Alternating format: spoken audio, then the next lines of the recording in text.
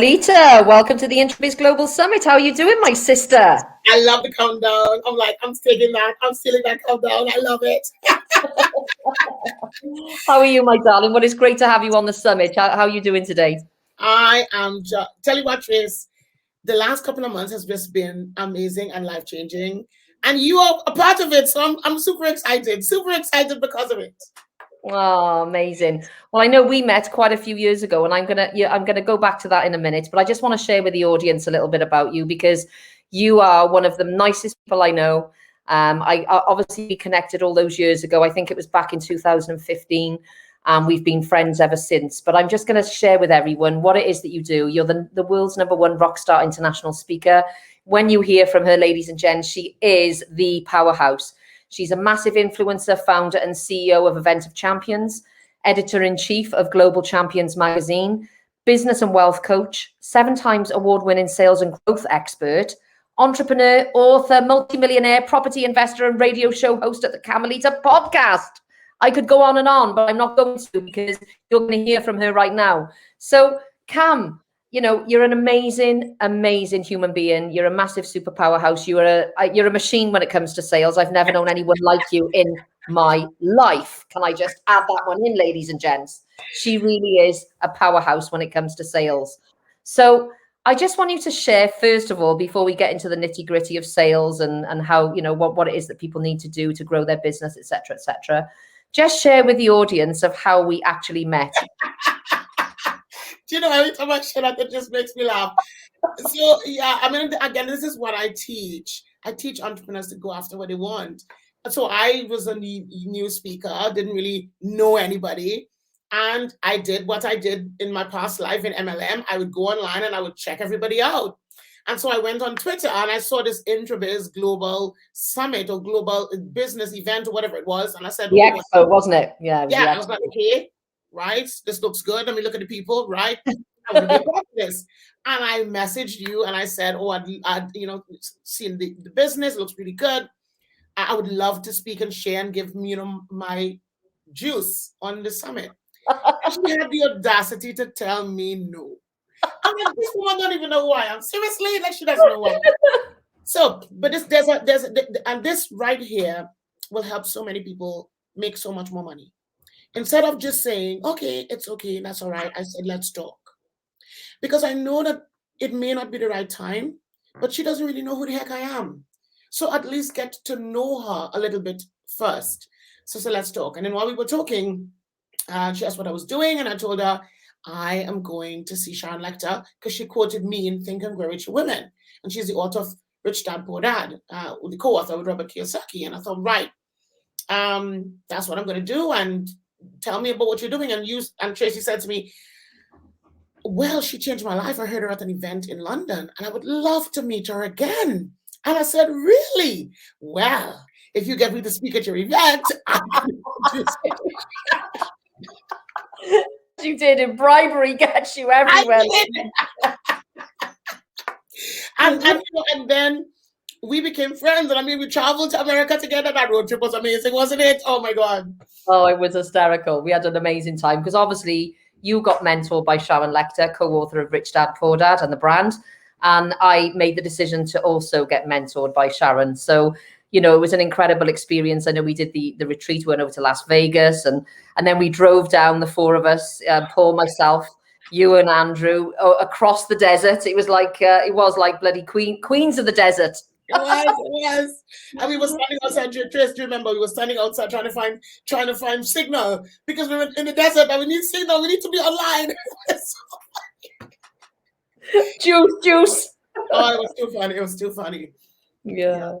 And obviously on the way, we wanted to do a helicopter ride, didn't we? And you know, and this is what I just want to get across to people that, you know, you connect with people on a deep level.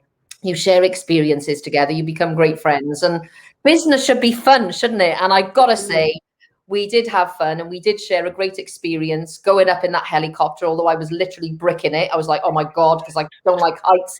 And when it took us over that ledge into the Grand Canyon, it was like, oh my God. Yeah.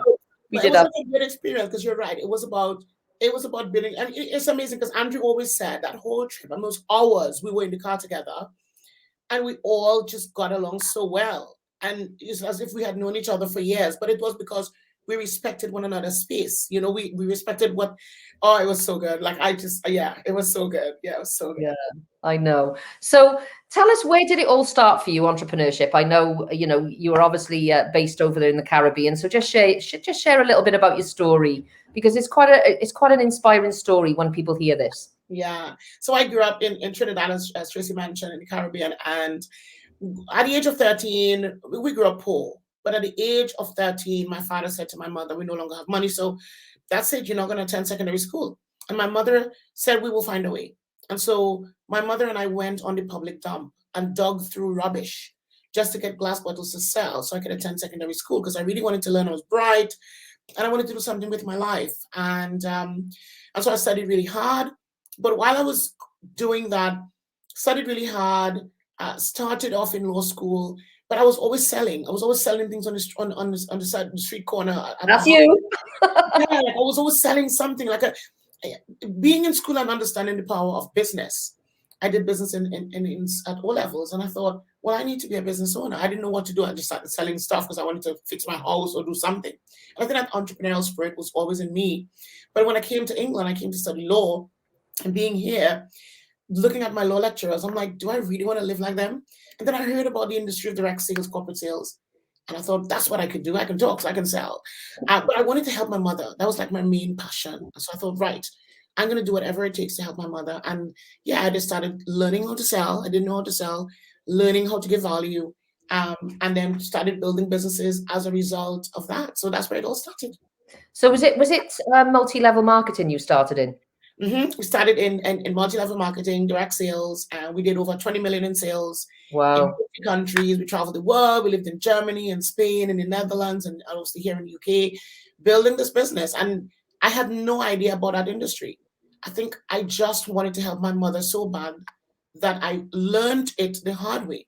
And I think for a lot of people listening, if you really want something so bad, find someone or something that will drive you to do it.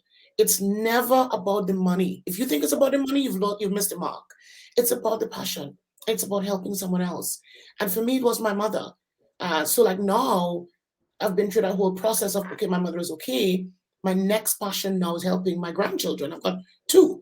And so my passion now is helping them, and helping them to have a better life than I had. So always find something or someone. Yeah, your purpose. Indeed. Yeah, exactly. And a lot of people say, that we're born, there's certain people, they can look at them and say they're born salespeople. What do you think about that? Rubbish.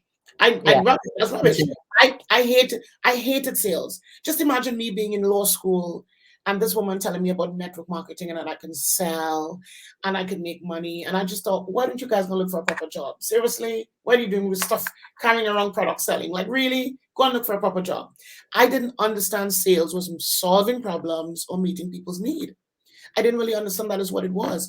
And it's amazing. The richest people in this world sell something. They have something to sell. Yeah. People are the buyers. So I thought, right, I am going to learn to sell because I wanted to fix my mother's house so bad. I'm going to learn to sell. And Tracy, you probably didn't know this, but when I started off, I didn't know what to do, wasn't really doing well. Someone told me about the top income earner in the company. He was living in Hawaii. Okay. And they said that if you go to Hawaii and you meet with him, he will tell you how to sell. And he will tell you how to do what he did. So I went to Hawaii. I had no money. Andrew, I just met my husband at that time, and he said, well, I'm coming as well. I want to meet Jet. So we all went to Hawaii to meet this guy.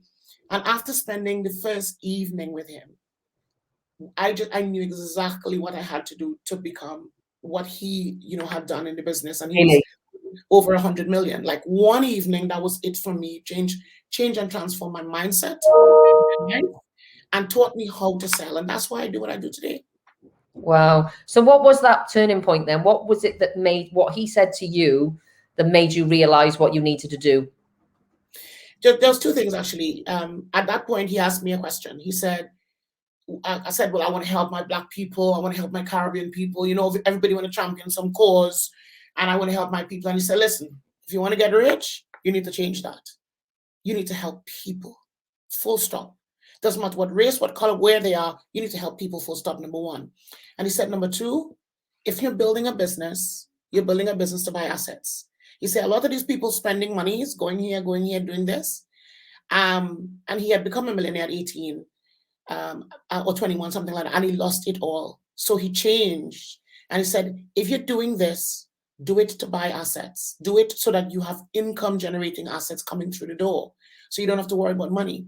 And that was a turning point, because for the first time I realized I wasn't working for money. I wasn't selling for money. I was selling for freedom. And those two things transformed my life.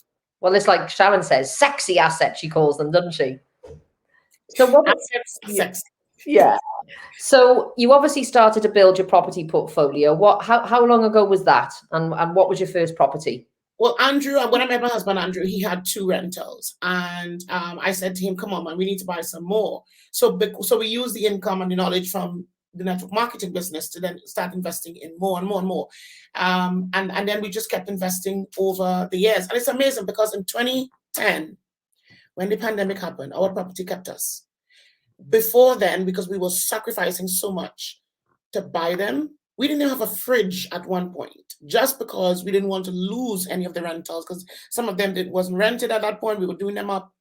And we thought we were going to pay that mortgage. We are not going to lose that property. So we didn't have a fridge. We had to put the milk outside under a bucket.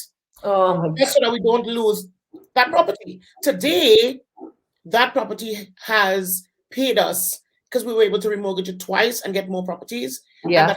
And that has gone up exponentially in value. So wow. Yeah, it's amazing. So what would you say? Let's talk about sales now, because obviously, as you quite rightly said, I'm also a great believer in you're not a born salesperson, because although you can communicate, you can be an extrovert and you can communicate with people. But tell us a little bit about sales. You know, what are the best strategies for people to use, especially for introverts or people who are shy that don't really want to sell? And you know, let's be honest, when we're all in business, whether you're a shy person or not, you've still got to sell the products and services. So what would you say top tips to give someone on how to sell? So 2 things. Firstly, 2 things, and then I'll share with you my system. You either learn to sell or you get someone to sell for you. You got no 2 ways about it. In business, you can market the hell out of your business. If nobody's picking up the phone, or nobody's reaching out, or nobody's doing a video enough to close a sale, you're going to starve. You can have the best marketing platform. You could use the best marketing system. Somebody's got to sell. That's how you get paid. So if you can't do it yourself, or you're not willing to do it, you don't want to learn, hire somebody who can. But that's bottom line in your business. That's number 1. Number 2, I have a program called 7 Steps to 7-Figure Sales. Okay, you can find it on Camilita shop, or just go to camilita.com. It teaches 7 steps. And this is what I use in MLM to build in 30 countries across the world, 11,000 distributors, 20 million in sales. It is because of that same system. In sales, the first thing is that you need to understand is what is your pitch? What is it that you're saying to people that will want people to hear from you? And let me tell you, it is not about your products. Nobody cares about your products. What they care about is how your products can solve their problems. Yeah, that's what they care about. They don't care about transformation, isn't it?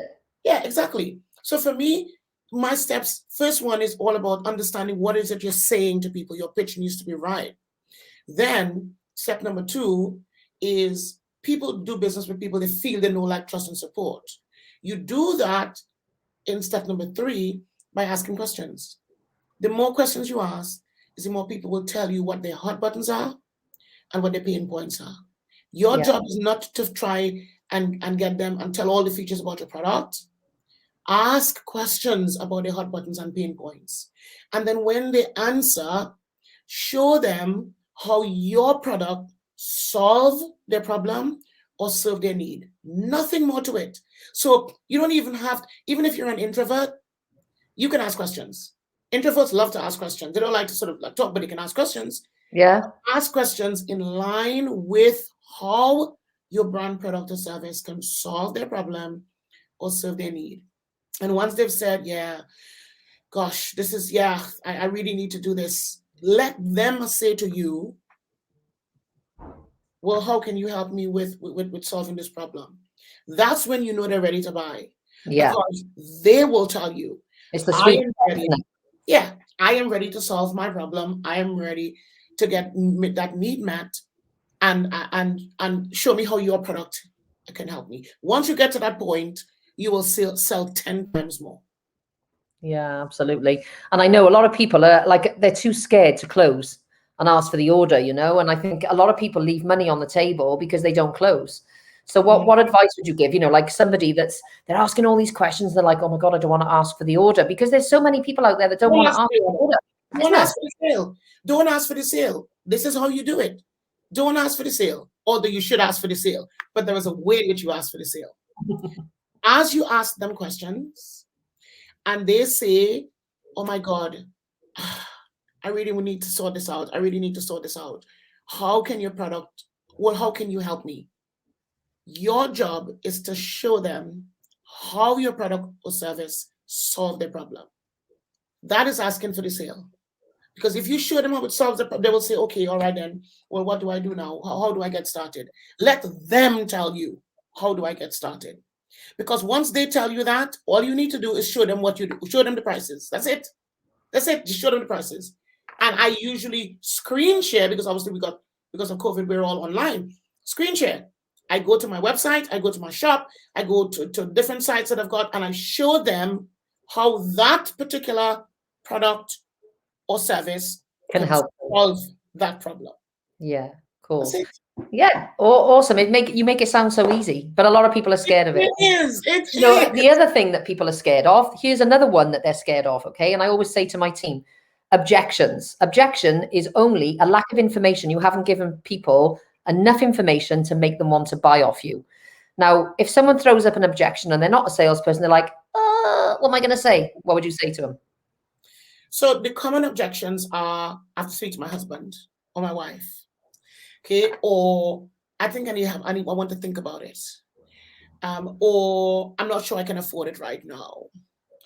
Or I'm not sure if I'm ready to get started yet. Those are the common objections. Let me tell you how I get rid of some of those. Now, you're not gonna solve everybody's problems, you know what I mean? But you will solve the ones that are ready to get going. So yeah. I have to speak to my husband. Brilliant. When can you get your husband on a call with us? Because you're going to speak with him and he doesn't have a clue what you're talking about. He needs to hear from us. When can you get him on a call? Okay, that's number one. That's the objection. Because if you say that to them, straight away they're gonna say, I'm not sure I need to speak with him. Okay, speak with him. No, speak with him, because I would do that with my husband. And let's arrange a time now when we're gonna follow up. Let's get a time right now. Only that. I call it a BAM FAM. Book a meeting from a meeting. So I want a concrete time with you. If you're not willing to give me a concrete time, you're wasting my time. Goodbye. Yeah. That's for that person. But the ones who say, I can't, I'm not sure I could only afford this, or I can't really afford that at all. This is my with them. Let's talk. Let's have a chat. Let's have a talk. And when we talk, I'm then going through that system with them. Like, that's a perfect example. So there was a lady 2 weeks ago. She came to me, heard me online, and she came to me and she said, I really need help. I want to work with you. First thing I ask people, because I ain't got time to waste, what is your budget? I love it. I don't want to talk to you for an hour. I am talking to you for an hour and you come and tell me you're broke. Seriously, no. No. What is your budget? And she says, I could afford $400 or $500. I said, okay, let's talk. I said, can you afford $1,400? Because I've got a mastermind. And she said, I suppose I could do that. I said, okay, let's talk. That same day, I closed her for $5,000. And then I closed her a week later for $15,000. Let's talk is really, really powerful. So that's for that objection. The next objection is about I'm not sure, or I need more information. I'm like, what do you need to think about?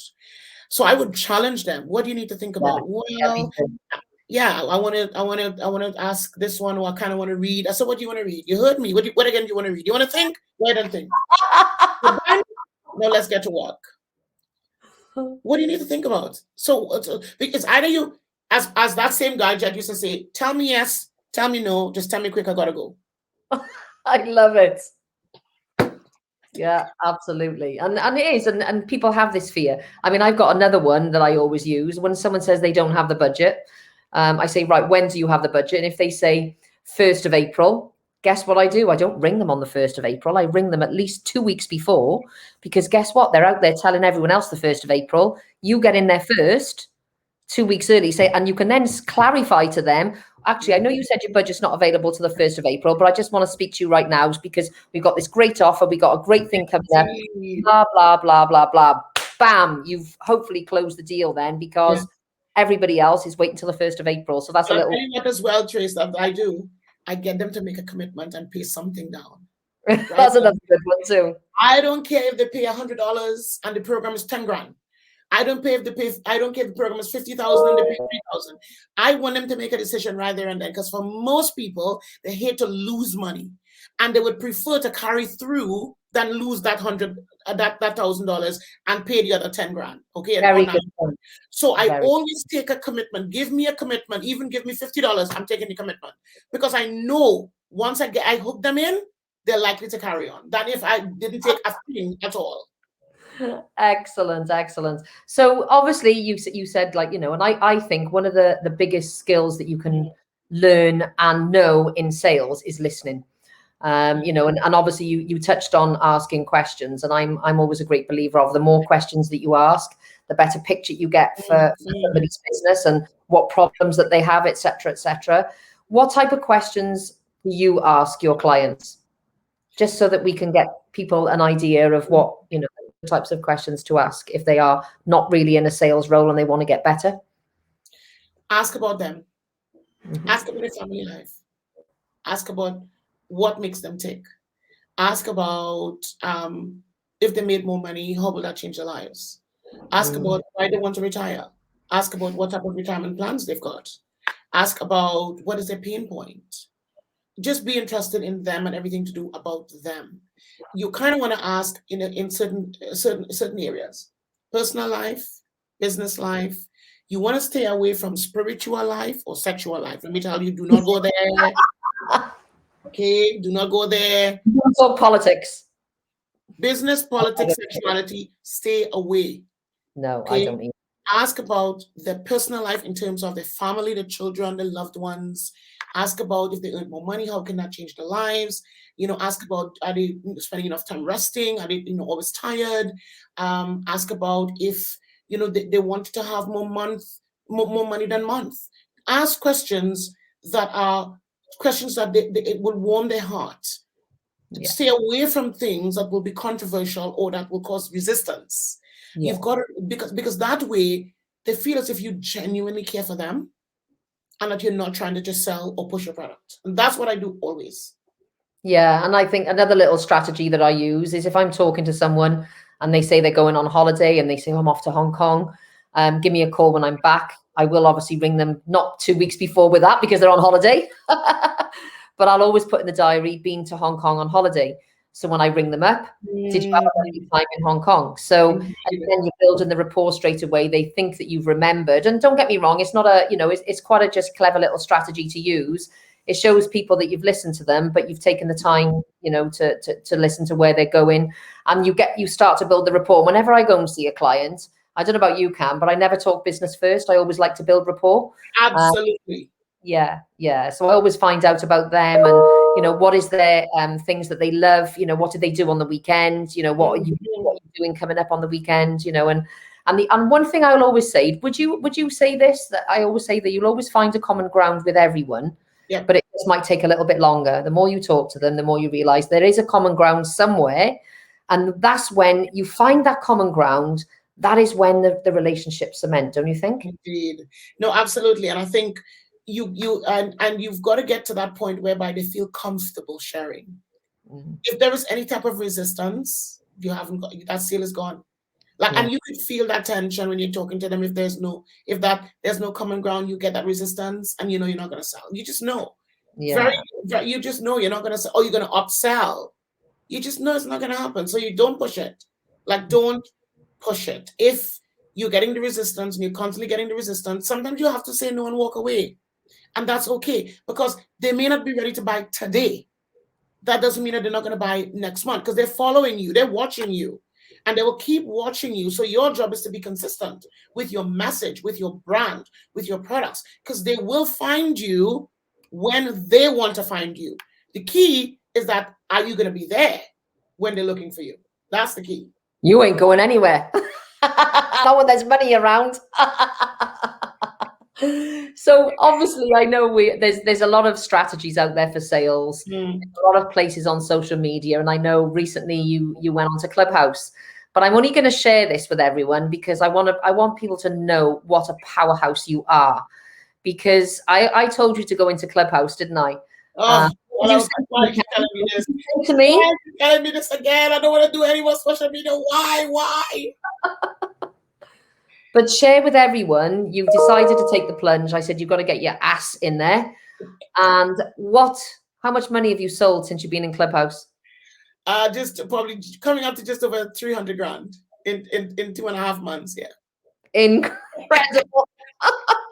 And I share that with everyone because, you know, there's not many people I know that can sell like you can sell. And for anyone out there that wants to learn how to sell, this is your gal that you need to hook up with her. She's an absolute sales machine. You know, and I think what you've done is just nigh on incredible. To have achieved that in such a short space of time is just insane, absolutely insane, Cam. So you are the real deal, you know, and I've loved spending time with you. So if people want to reach out to you, if they want to get more sales, they want to get involved with Camilita Nuttall, the powerhouse, the top #1 rock star in sales, how can they reach out to Camilita Nuttall? Yeah, guys, you can find me everywhere on social media, Camilita Nuttall, on my website. And they'll hear you. Yeah, oh, you will hear me. My website is camilita.com. So yeah, it's you. I'm all over social media. You can find me. Go and take my assessment. My entrepreneur assessment is right on the homepage of my website. And just fill it in and tell me about your business. I just want to say one last thing, just before we close off. When you talk about selling and you talk about the fact that we did so much in selling, I think it's important that people know I showed up every day. I gave value every day. I communicated my truth every day. And I allowed people to understand that they can do it every day. And the more I did that on Clubhouse in particular, is the more people gravitated towards me. And then when I did my small rooms, they would then come to me and say, oh my God, I heard you here, I heard you there. I really want to know more. So there's a system in it. It's not just about sort of getting the sale. It's about being able to give value. It's about being consistent. It's about understanding what people's needs are. And it's also about just being visible all the time, letting people know that you're there and that you genuinely care for them without trying to sell. They will come to you when they know that's the case. So yeah, if you want to know more, go to camilita.com, take my entrepreneur assessment right in front of my website, and let's get to work. Remember, this is not a dress rehearsal. This is absolutely. And we will put the details in the chat bar for people to reach out to you. But it's been an absolute pleasure having you on as always. And I think, you know, people, you know, for those people who are scared of sales, is just think of it, just reframe your mind that it's not sales, problem solving. You're helping someone solve a problem. And the more problems that you solve and the more issues that a company has that you can help to solve those issues, the more you're going to earn. And for those of you who are thinking, oh my God, I hate sales, reframe it. Think it's more of a problem solver, because that's what business is. It's all about solving a problem or serving a need. So Camilita, it's been amazing having you on. Love spending time with you as always. Can't wait till we get out of this lockdown. And I know we're going to have a spa weekend away together, me, you and Dawn. We're going to be having a great time together. And I can't wait to spend more time with you because I love spending time with you. You're so positive, upbeat, and we always have a laugh, which is what business is all about, and relationships and friendships, you know. So thank you so much for coming on, Cam. I know you're so busy. You go off now and go and earn another £300,000 from Clubhouse. And I will see you very shortly. Love you lot. Bye. Bye.